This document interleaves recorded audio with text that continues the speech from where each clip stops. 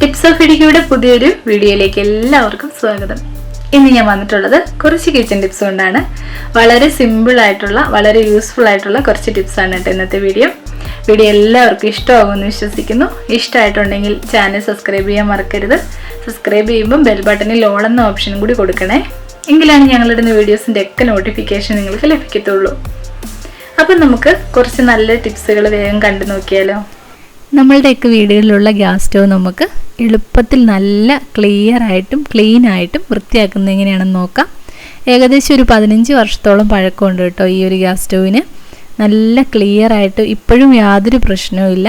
അപ്പം ഞാൻ അതിൻ്റെ ക്ലീനിങ് വീഡിയോ ആണ് കാണിക്കുന്നത്. കൂടെ കുറച്ച് ടിപ്സുകളുമുണ്ട്.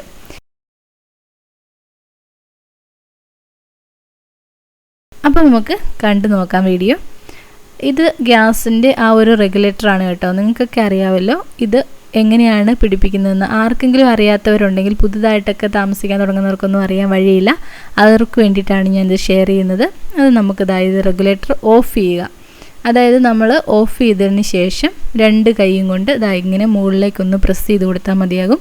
അപ്പം നമുക്ക് ഈ റെഗുലേറ്ററും ഗ്യാസിൻ്റെ ആ ഒരു കുറ്റിയായിട്ടുള്ള ആ ഒരു ഇത് നല്ല വേഗത്തിൽ റിലീസ് ചെയ്യാനായിട്ട് പറ്റും. പുതിയ ഗ്യാസ് സിലിണ്ടർ വെച്ച് കൊടുക്കുമ്പോഴും ശ്രദ്ധിക്കുക, നല്ല കറക്റ്റായിട്ട് തന്നെ അത് പുഷ് ചെയ്ത് അകത്തേക്ക് വെക്കുക. കണ്ടോ, ഇതുപോലെ തന്നെ ആയിരിക്കണം കേട്ടോ വെച്ച് കൊടുക്കുന്നതും.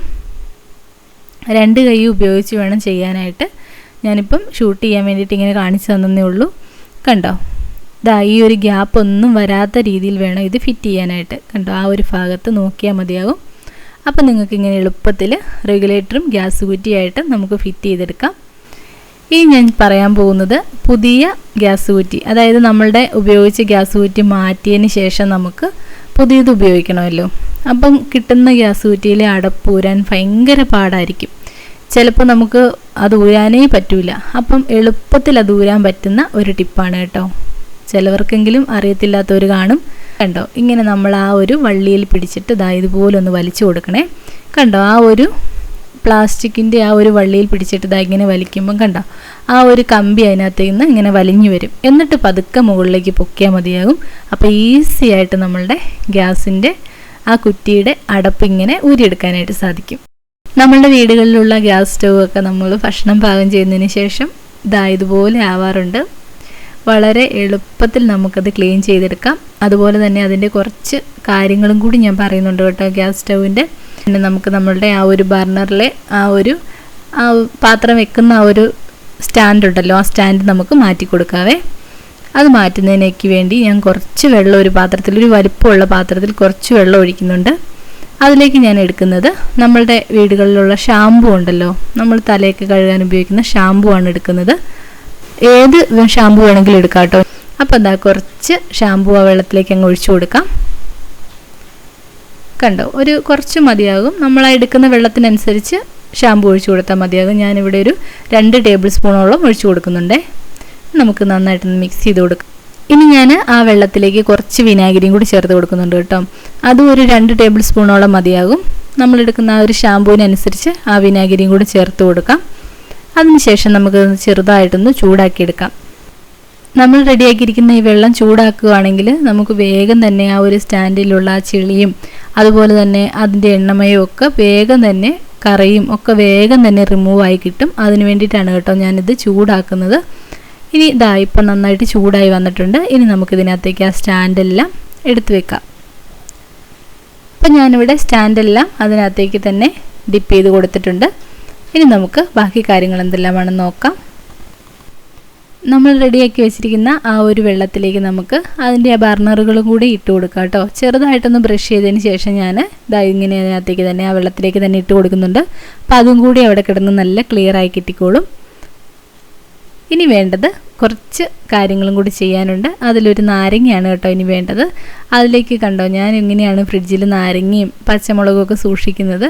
കറക്റ്റായിട്ട് നല്ല വൃത്തിയായിട്ട് കഴുകിയതിന് ശേഷം ഇതുപോലൊരു കുപ്പിയിൽ പ്ലാസ്റ്റിക് ബോട്ടിലിൽ അടച്ച് നമുക്ക് സൂക്ഷിക്കാം. നന്നായിട്ടിരുന്നോളൂ കേട്ടോ, ദീർഘകാലം ഇരുന്നോളും. 1 ആഴ്ച 2 ആഴ്ചയൊക്കെ വരെ സുഖമായിട്ടിരുന്നോളൂ. അപ്പം നിങ്ങൾക്ക് വേണമെങ്കിലും ഈ ടിപ്പൊന്ന് പരീക്ഷിച്ച് നോക്കാവുന്നതേ ഉള്ളൂ. നമ്മളുടെ വീടുകളിലൊക്കെ ഉണ്ടല്ലോ വലിയ ബോട്ടിൽ, പ്ലാസ്റ്റിക് ബോട്ടിൽ. അത് ഇങ്ങനെ മുറിച്ചതിന് ശേഷം നമുക്കതിനകത്തേക്ക് ഇതുപോലെ സാധനങ്ങളൊക്കെ ഇട്ട് സൂക്ഷിക്കാം. ഒരു ടിഷ്യൂം കൂടി വെച്ച് കൊടുക്കുകയാണെങ്കിൽ കുറച്ചും കൂടി ആ ഒരു ഈർപ്പം വരാതിരിക്കാൻ സഹായിക്കുവേ.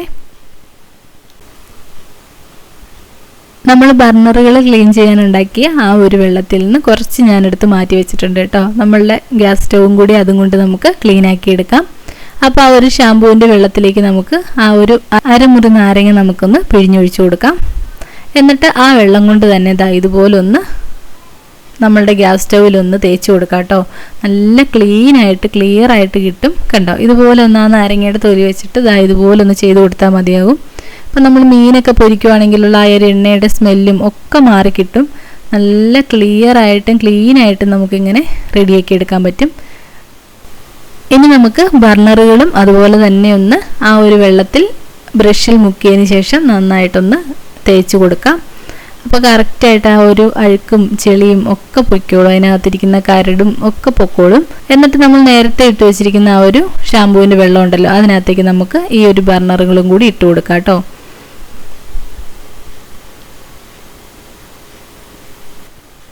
ഇനി നമുക്ക് നമ്മുടെ സ്റ്റൗവിൻ്റെ ടോപ്പ് ഒന്ന് വൃത്തിയാക്കാം.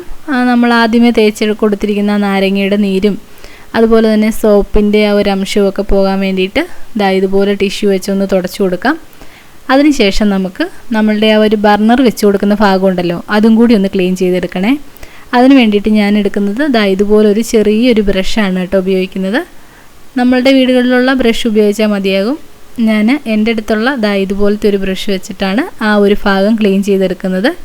അവിടെ ശരിക്കും പൊടിയും അതുപോലെ തന്നെ നമ്മുടെ ചായയൊക്കെ തിളച്ച് പോവുകയാണെങ്കിലോ പാല് തിളച്ച് പോവുകയാണെങ്കിലോ ഒക്കെ വീഴുന്ന അംശങ്ങളും അതിൻ്റെ പൊടികളും ഒക്കെ ഒരുപാടുണ്ട്. അപ്പം നിങ്ങൾ ക്ലീൻ ചെയ്യുന്ന സമയത്ത് ഇതുപോലെയും ചെയ്ത് കൊടുക്കണം കേട്ടോ. എങ്കിലാണ് നല്ല ക്ലിയർ ആയിട്ട് കിട്ടത്തുള്ളൂ. സ്റ്റൗ നല്ല കറക്റ്റായിട്ട് കത്തുകയും ചെയ്യും. ഗ്യാസും നമുക്ക് ഒരുപാട് ലാഭിക്കാനായിട്ട് പറ്റും. കണ്ടോ, ഇതുപോലൊന്ന് ചെയ്ത് കൊടുക്കുക. അതിനുശേഷം ഒരു തുണി വെച്ചോ അല്ലെന്നുണ്ടെങ്കിൽ നമ്മളുടെ ടിഷ്യൂ വെച്ചോ തന്നെ നമുക്ക് നല്ല വൃത്തിയായിട്ട് അതങ്ങോട്ട് ആ പൊടി അങ്ങോട്ട് റിമൂവ് ചെയ്യാനായിട്ട് പറ്റും. ഇതുപോലെ ചെയ്ത് കൊടുത്താൽ മതിയാകും കേട്ടോ. കണ്ടോ എന്തുമാത്രം പൊടിയുണ്ടെന്ന് കണ്ടോ. ഇനി നമുക്കിത് തുടച്ച് മാറ്റാം. അപ്പോൾ ഏകദേശം മുകളിലുള്ള കാര്യങ്ങൾ, ഗ്യാസ് സ്റ്റവിൻ്റെ ടോപ്പിലുള്ള കാര്യങ്ങളൊക്കെ നമുക്ക് ക്ലിയർ ആക്കിയിട്ടുണ്ട്. ഇനി നമുക്ക് അതിൻ്റെ ബാക്ക് വശത്തുള്ള കുറച്ച് കാര്യങ്ങളൂടെ ഉണ്ട് ചെയ്യാനായിട്ട്. അതും കൂടി നമുക്ക് ചെയ്തെടുക്കാം. എങ്കിലാണ് നമ്മൾ ഉദ്ദേശിക്കുന്ന രീതിയിൽ ഫ്ലെയിം വരത്തുള്ളൂ. അപ്പോൾ നമുക്ക് ഇനി അതും കൂടി കണ്ടു നോക്കാവേ. ഗ്യാസ് സ്റ്റവ് ക്ലീൻ ആക്കുന്നതിന് മുന്നേ ഒരു കാര്യം പ്രത്യേകം ശ്രദ്ധിക്കുക. റെഗുലേറ്റർ ഓഫ് ചെയ്തിട്ട് വേണം കേട്ടോ ഇതൊക്കെ ചെയ്യാനായിട്ട്. ഗ്യാസ് നമ്മളുടെ അടുപ്പിലേക്ക് വരുന്നില്ല എന്ന് ഉറപ്പ് വരുത്തിയതിന് ശേഷം മാത്രമേ ഇങ്ങനെയുള്ള കാര്യങ്ങളൊക്കെ ചെയ്യാവുള്ളേ. കണ്ടോ, ഇതാണ് കേട്ടോ ബാക്ക് വശത്തിൻ്റെ അവസ്ഥ. നല്ല പൊടിയും അഴുക്കും ഒക്കെയുണ്ട്. അത് നമുക്ക് ഇതുപോലൊരു ടൂത്ത് ബ്രഷ് വെച്ചിട്ട് നല്ല ക്ലീനാക്കി കൊടുക്കാം. നമ്മളുടെ ഗ്യാസ് സ്റ്റൗവിൻ്റെ ടോപ്പ് വശം നല്ല ക്ലീൻ ആക്കാറുണ്ട്. പക്ഷേ താഴ്ഭാഗം നമ്മൾ അധികം ആരും ശ്രദ്ധിക്കാറില്ല. അപ്പം അവിടവും നല്ല ക്ലീനാക്കി കൊടുക്കണം കേട്ടോ. മാസത്തിലൊന്നെങ്കിലും ഇങ്ങനെ വൃത്തിയാക്കി കൊടുത്താൽ മതിയാകും. കണ്ടോ, ഇതുപോലൊരു ബ്രഷ് വെച്ചിട്ട് നല്ല ആ ഒരു പൊടിയും അഴുക്കും ഒക്കെ ഒന്ന് തേച്ച് കൊടുക്കുക. അപ്പോൾ നല്ല ക്ലീനായിട്ട് വന്നോളൂ കേട്ടോ. നല്ല കറക്റ്റായിട്ട് കിട്ടിക്കോളും. ഇനി നമുക്ക് ഒരു ടിഷ്യൂ ഉപയോഗിച്ച് ഈ പൊടിയൊക്കെ ഒന്ന് തുടച്ച് മാറ്റാവേ. ഞാനിവിടെ ടിഷ്യൂ ആണ് എടുത്തിരിക്കുന്നത്. ചെറുതായിട്ടൊന്ന് നനവുള്ള ടിഷ്യൂ ആണെങ്കിലോ അല്ലെങ്കിൽ തുണിയാണെങ്കിലോ ഒരു കുഴപ്പമില്ല. നല്ല ക്ലീനായിട്ട് വന്നോളും. കണ്ടോ, ഈ ഒരു ഭാഗത്തൊക്കെ ഇങ്ങനെ ഇതുപോലെ ഒന്ന് ചെയ്ത് കൊടുക്കുക. ഈ ഭാഗത്തുകൂടിയാണ് ഗ്യാസ് നമ്മളുടെ അടുപ്പിലേക്ക് വരുന്നത്. ആ ഒരു ഭാഗമൊക്കെ നല്ല കെയർഫുള്ളായിട്ട് വേണം ചെയ്യാനായിട്ട്. കണ്ടോ, ഇതുപോലൊന്ന് തുടച്ചു കൊടുക്കുക. ഇനി നമുക്ക് നമ്മളുടെ അടുപ്പ് സ്റ്റൗ കത്തുന്നില്ലെങ്കിൽ, അതായത് അതിൻ്റെ ജ്വാല കുറവാണെങ്കിൽ ചെയ്യാൻ പറ്റുന്നൊരു ടിപ്പാണ് കേട്ടോ. അതിൽ ഞാനിവിടെ ഉപയോഗിച്ചിരിക്കുന്നത് ഒരു പിന്നാണ്, സേഫ്റ്റി പിന്നാണ് ഉപയോഗിച്ചിരിക്കുന്നത്. സേഫ്റ്റി പിൻ ഇതുപോലെ എടുത്തതിന് ശേഷം ആ ഗ്യാസ് അടുപ്പിൻ്റെ ആ ഒരു ബാക്ക് വശത്തുള്ള ഒരു ചെറിയ ഒരു ഹോളുണ്ട്. അവിടെ നമുക്ക് ഈ പിന്നിൻ്റെ ആ ഒരു മുനമ്പ് വെച്ചിട്ടൊന്ന് കുത്തി കൊടുക്കാം. പയ്യെ ചെയ്താൽ മതിയാകും കേട്ടോ. കണ്ടോ, ഈ ഒരു ഭാഗത്ത് ഇതിലൂടെയാണ് നമുക്ക് ഗ്യാസ് നമ്മളുടെ അടുപ്പിലേക്ക് വരുന്നത്. ആ ഒരു ഭാഗത്ത് വല്ലോ കരടോ എന്തെങ്കിലും ഇരുന്നാൽ നമ്മളുടെ സ്റ്റൗ കത്താൻ നല്ല പ്രയാസമാണ്. അപ്പോൾ ആ ഒരു സമയത്ത് ആർക്കെങ്കിലും അങ്ങനെ ബുദ്ധിമുട്ടുണ്ടെങ്കിൽ ഇതുപോലെ ചെറുതായിട്ടൊന്ന് പ്രസ് ചെയ്ത് കൊടുത്താൽ മതിയാകും. കണ്ടോ, ഇങ്ങനെ നമ്മൾ 3 ബർണർ ഉണ്ടെങ്കിൽ ആ 3 ബർണറിനും ഇങ്ങനെ ഒരു പാർട്ടുണ്ട്. ആ ഒരു ഭാഗത്ത് ഇങ്ങനെ ഇന്ന് ചെയ്ത് കൊടുത്താൽ നല്ല ഭംഗിയായിട്ട് കത്തും കേട്ടോ. അടുപ്പ് വേഗത്തിൽ തന്നെ കത്താനായിട്ട് സഹായിക്കും. അപ്പം നമുക്കൊക്കെ വീടുകളിൽ ചെയ്യാവുന്നതേ ഉള്ളൂ ഇങ്ങനെയുള്ള കാര്യങ്ങളൊക്കെ. കുറച്ച് കെയർഫുള്ളായിട്ട് ചെയ്ത് കൊടുത്താൽ മതിയാകും. ഇനി നമുക്ക് ബാക്കി കാര്യങ്ങളിലേക്ക് പോകാവേ. ഇനി നമുക്ക് നമ്മളുടെ നേരത്തെ എടുത്ത് വെച്ചിരിക്കുന്ന നമ്മളുടെ ഷാമ്പൂവിൻ്റെ വെള്ളത്തിൽ കുതിർക്കാൻ ഇട്ട് കൊടുത്തിരിക്കുന്ന ആ ഒരു സ്റ്റാൻഡൊക്കെ നമുക്കൊന്ന് തേച്ച് വൃത്തിയാക്കി എടുക്കാം. അതിൻ്റെ ബർണറുകളും കൂടെ നമുക്ക് ബ്രഷ് ഉപയോഗിച്ച് നല്ല ക്ലീനാക്കി എടുക്കാം. അതിനുശേഷം അത് ഒന്നെങ്കിൽ വെയിലത്ത് വെച്ച് ഉണക്കുക, അല്ലെങ്കിൽ നല്ല തുണി കൊണ്ട് ഒപ്പിക്കൊടുക്കുക. അതിൻ്റെ വെള്ളം നന്നായിട്ട് വാർന്നു പോയതിന് ശേഷം വേണം കേട്ടോ നമുക്ക് ഗ്യാസ് സ്റ്റൗവിലേക്ക് വെച്ച് കൊടുക്കാനായിട്ട്. ഇനി നമുക്ക് ലാസ്റ്റായിട്ട് ചെയ്യേണ്ട ഒരു കാര്യമുണ്ട്. ഇതും കൂടി ചെയ്യുമ്പോൾ നല്ല ഗ്യാസ് സ്റ്റൗ നല്ല പളപളാന്ന് മിന്നും. ഇതാണ് കേട്ടോ ആ കാര്യം. ഈ ടിപ്പ് നല്ല യൂസ്ഫുള്ളാണ്, ട്രൈ ചെയ്ത് നോക്കുക. എല്ലാം ക്ലീൻ ആക്കിയതിന് ശേഷം ഒരു ടിഷ്യൂവിലേക്ക് കുറച്ച് വിനീഗർ ഒഴിക്കണം കേട്ടോ. അതിനുശേഷം നമ്മളുടെ ഗ്യാസ് സ്റ്റൗവിലേക്ക് നന്നായിട്ടൊന്ന് തേച്ച് കൊടുക്കുക. അപ്പം ചിലപ്പോൾ നമ്മൾ എത്ര വൃത്തിയാക്കിയാലും അതിനൊരു തിളക്കം കിട്ടാറില്ല. ആ ഒരു സമയത്ത് നമുക്ക് ഈ ഒരു ടിപ്പ് ഉപയോഗിച്ച് നോക്കൂ, സൂപ്പറായിരിക്കും. നല്ല തിളക്കം കിട്ടും നമ്മളുടെ ഗ്യാസ് സ്റ്റൗവിന്.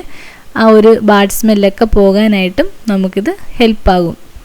അപ്പോൾ ഇന്നത്തെ വീഡിയോ ഇത്രയേ ഉള്ളൂ. വീഡിയോ എല്ലാവർക്കും ഇഷ്ടമായിട്ടുണ്ടാകുമെന്ന് വിശ്വസിക്കുന്നു.